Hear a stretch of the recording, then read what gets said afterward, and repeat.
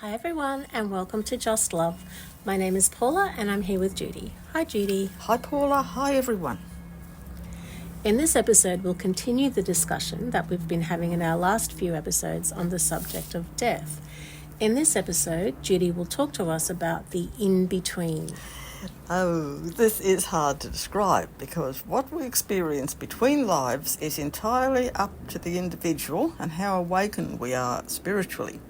In between our physical lives, we are pure consciousness, so we create our own in-between life experience accordingly.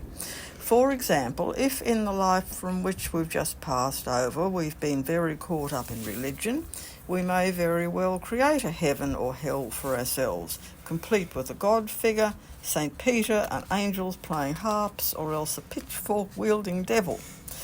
Another belief system may induce a vision of beautiful female beings known as houris, pandering to our every need and desire. That is so interesting to think that when we create our reality as a human being living on Earth, that reality will remain when we pass over. So that to me highlights how important it is to have a reality created from positivity and love. Oh my goodness, yes, that's for sure. But the big problem is religion, which we'd expect to be the very thing that should provide us with accurate teachings about life after death, is usually what causes the most misunderstandings and fears. We generally meet up with past family members and friends, spending time with them talking and, if necessary, resolving issues that cropped up between us in life. Looking from the more expanded soul perspective, these issues which may have caused a sense of guilt and pain in the past life can now be resolved. Like attracts like at this level, so we can only connect with those with whom we share a compatibility. So what you're saying is that if there was someone in the life that you just left who caused you grief, then you wouldn't have to be confronted with them again. Is that right? Well, in some cases we do meet up with them, but as both of you are now coming from a much wider and deeper perspective, our relationship with them may be quite compatible and loving. Most grief caused by ourselves or others during life is based on ignorance, which most are able to let go of once they pass over. If they don't, then no, we won't connect with them. What we think of as heaven tends to be quite individual. For some people, heaven is being reunited with a loved one and setting up home in a pretty little cottage with roses round the door. For others, it involves spending time in halls of learning, or having questions answered on such things as ghosts, angels, E.T., God, heaven, etc.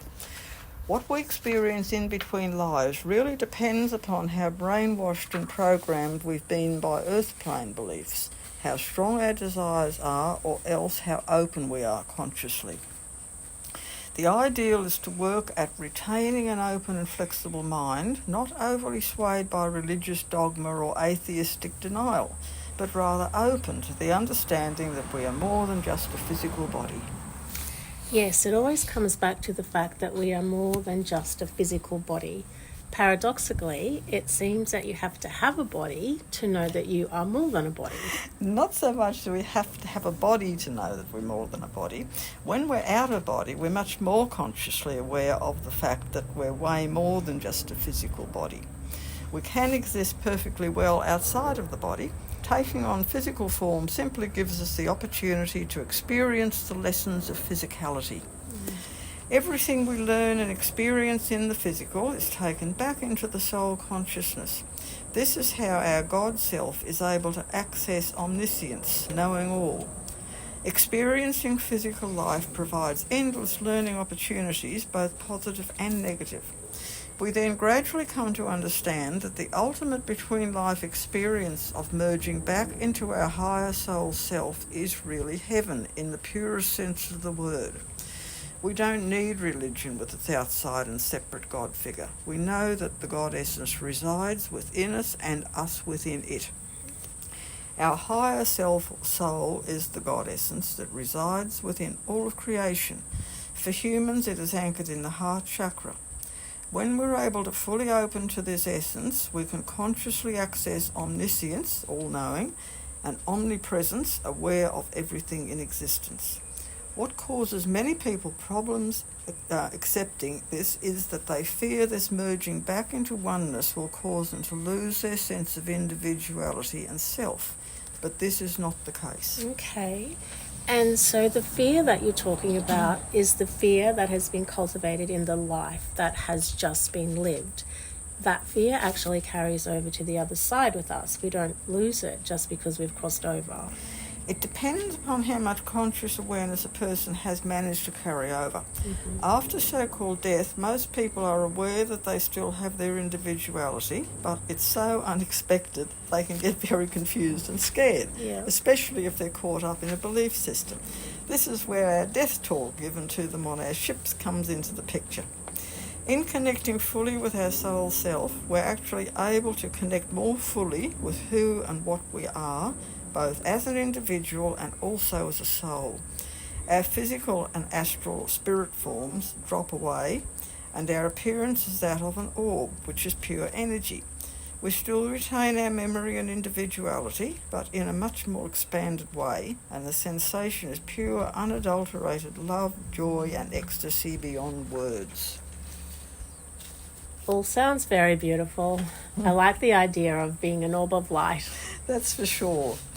This heightened and enlightened state really is beyond words to describe, but some have experienced it during meditation, and some through NDEs and contact with ETs. I personally have been there on a number of occasions when I've been out of body and in the presence of my tall grey teacher, Maris. In the greater reality, Maris is a higher soul part of me, as our ET visitors and spirit guides so often are. This is the reason why we feel such a sense of oneness with them. The heart oneness love connection really is beyond words to describe. Yes, and you talk about this in all of your books, don't you, Judy? Yes, Paula, I do. And just to remind everyone, my book of spiritual teachings given to me by my Grey family, entitled The Way of the Forest, is available as a free download on our website listed below. All my other books can also be accessed from Amazon through our website, and they are Human by Day, Zeta by Night, followed by the Zeta Message, then Extraterrestrial Presence on Earth, Lessons in History, and my two most recent books, both Kindle editions and both also available in German, An Interview with an Alien, Comments by an Undercover ET, and Cosmic Spirituality, blending religion and science in oneness from an off-planet perspective. Thanks, Jude, and thanks everyone for listening. Please share, like and subscribe. Sending you all much love, and bye for now.